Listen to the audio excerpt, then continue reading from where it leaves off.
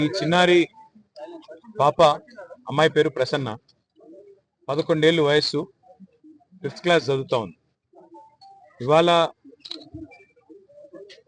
క్షుద్ర రాజకీయాల వల్ల చిల్లర రాజకీయాల వల్ల ఆషాఢ మాసం సందర్భంగా మన కాసం ఫ్యాషన్స్ కిలో చీరలు కొనండి, అరకిలో చీరలు ఉచితంగా పొందండి. ఈ పాప తన తండ్రిని కోల్పోయింది.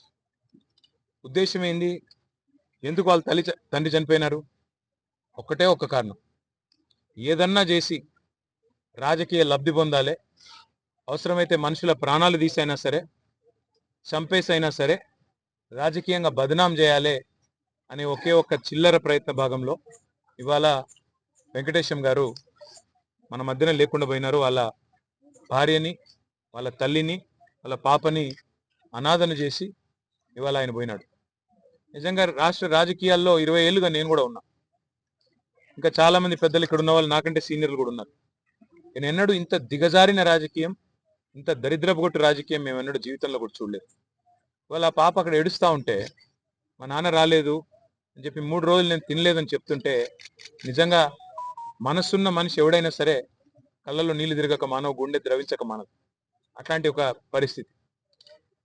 నాకు అర్థం కాదల్లా ఒకటే, మమ్మల్ని రాజకీయంగా ఎదుర్కోవాలి అనుకుంటే ఎన్నికల్లో తలపడొచ్చు, లేదా నాయకులతో విమర్శలు చేయొచ్చు, మీరు ఆల్రెడీ చేస్తున్నట్టుగా కేసులు పెట్టొచ్చు, వేధించవచ్చు. కానీ మధ్యలో సామాన్యులను సమిధలుగా చేసి, సామాన్యులను బలిపశువులు చేసి వాళ్ళ జీవితాలు ఆగం చేస్తే ఏమొస్తుంది అని చెప్పి నేను కాంగ్రెస్ పార్టీ నాయకులను అడుగుతా ఉంది. చనిపోయింది వెంకటేశం గారు, చంపింది, అరెస్టు చేసింది చిన్న చిన్న నాయకులు, చోటామోటా కాంగ్రెస్ నాయకులను అరెస్ట్ చేసినారు. కానీ ఆ చోటామోటా కాంగ్రెస్ నాయకులు కేవలం పాత్రదారులు మాత్రమే. అసలు సూత్రధారులు పెద్దవాళ్ళు వెనకాల ఉన్నారు, వాళ్ళు తప్పించుకున్నారు. కానీ మేము వదిలిపెట్టాం. ఆ తల్లి కూడా మమ్మల్ని అడిగింది ఒకటే, వెంకటేశం గారి భార్య, అన్నా న్యాయం జరిగేదాకా మాతో ఉండండి అన్నారు. అసలు కథ అంతా ఎక్కడ ప్రారంభమైందంటే, ఈ ఇల్లు మరి కొంత ఇబ్బందికరమైన పరిస్థితిలో ఉంది. కొత్త ఇల్లు శాంక్షన్ కావాలని చెప్పి కాంగ్రెస్ నాయకుల దగ్గర పోతే దానికోసం నెల రోజులుగా తిప్పించుకొని ఇవాళ ఈ పరిస్థితి తెచ్చినారు. అందుకే నేను ఇప్పుడే కలెక్టర్ గారికి మాట్లాడి చెప్పాను, ఒకవేళ మీరు ఇస్తారా ఇవ్వండి, లేదా మేము మా పార్టీ తరఫున ఇల్లు కట్టిస్తాము, మీరు అడ్డం రాకండి అని చెప్పినాను. రెండవది, ఒక 3 లక్షల రూపాయలు ఆ పాప మరి పెరిగిన తర్వాత, ఇప్పుడు 11 ఏళ్ళ పాపకి, మేజర్ అయిన తర్వాత 18 ఏళ్ళ తర్వాత అది మెచ్యూర్ అయ్యేటట్టు ఒక 3 లక్షల రూపాయలు పాప పేరు మీద డిపాజిట్ కూడా చేశాం. దాంతోపాటు ఆ పాప చదువులకు ఆటంకం కలగకుండా, అమ్మాయి ఏ స్కూల్లో అయితే చదువుతుందో, ఇప్పుడు ప్రస్తుతం 5వ తరగతిలో ఉంది, ఆ స్కూల్ యొక్క కరెస్పాండెంట్తో కూడా నేను మాట్లాడాను. 10th వరకు మొత్తం అన్ని రకాలుగా ఎలాంటి ఫీజు కానీ ఇంకోటి కానీ లేకుండా నేను పర్సనల్గా బాధ్యత తీసుకుంటా అని చెప్పి, నా పాప తర్వాత ఏం చదువుకుంటా అన్న కూడా నేను చదివిస్తా అని చెప్పి కూడా ఆ తల్లికి మాట ఇచ్చిన.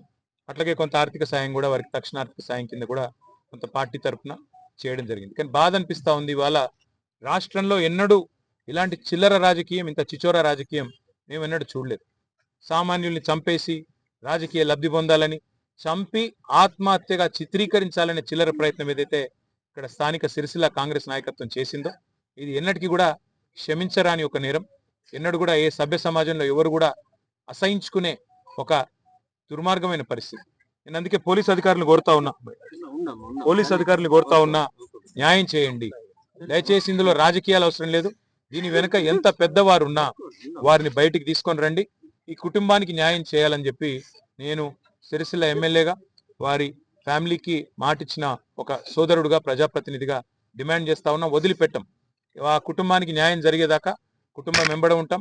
ఆ పాప మళ్ళీ పెద్దగా అయ్యేదాకా కూడా నేను స్వయంగా అండగా ఉంటా అని చెప్పి కూడా మాట ఇస్తూ, ఈ నేరం వెనుక, ఈ కుట్ర చేసిందెవరు, నేరం చేసిందెవరు, ఇవాళ కొంతమంది అందులో తప్పిస్తా ఉన్నారు. 5గురిని అరెస్ట్ చేసినట్టు చేసి 2 మాత్రం ఇవాళ రిమాండ్కి పంపించి మిగతా 3 స్టేషన్ బెయిల్ ఇచ్చి తప్పించారు. మరి ఇంత ఘోరమైన క్రైమ్లో కూడా, ఒక మర్డర్లో కూడా ఇవాళ ఈ రకంగా మరి అధికారులు వారిని కాపాడే ప్రయత్నం చేస్తూ ఉన్నారంటే దీని వెనుక పెద్దవారి ఒత్తిళ్లు ఖచ్చితంగా ఉన్నాయి. అవి బయటికి రావాల్సిందే. వారికి న్యాయం జరిగేదాకా వదిలిపెట్టము, తప్పకుండా వెంబడబడతామని చెప్పి మళ్ళొకసారి తెలియజేస్తూ, మీడియా కూడా మరి నిన్న మొన్న ఈ విషయం వెలుగులోకి తీసుకురావడంలో చాలా సహకరించింది, వాస్తవాలు బయట పెట్టడంలో సహకరించింది. మీడియా మిత్రులకు కూడా వారికి ధన్యవాదాలు తెలియజేస్తూ, ఆ కుటుంబానికి మేమందరం కూడా సమిష్టిగా అండగా ఉంటామని మరొకసారి తెలియజేస్తాం.